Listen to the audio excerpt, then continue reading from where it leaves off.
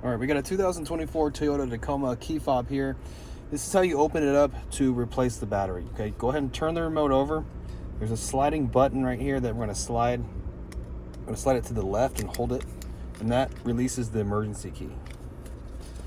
And once we have the emergency key taken out, you're going to get a flathead screwdriver, and there's a slot right here. Okay, there's a slot here that the emergency key came out of. We're not using that one. We're using this one next to it in the center. I'm going to put the screwdriver in that. The screwdriver will not go in very far at all, just the tip of it pretty much.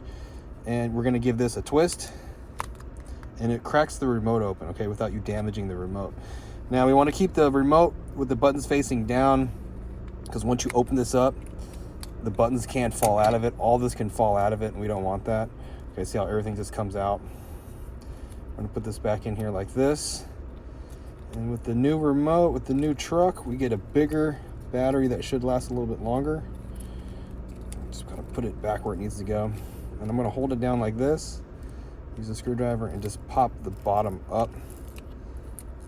And this is how you take it out, okay? Now the battery size is a CR2450 with the positive sign facing out towards us. Stick it into the top first and then lock it down like that. Now you need to have this guy sitting pretty much perfect on this rubber right here. Get this all the way down. Once you take it out, it gets kind of tricky to put back in. So I don't recommend taking it out if you can. And you just get the other half of the remote, stick it on top, start from the top, work your way down to the bottom like that, click it all together, put the emergency key back in, and you're all done.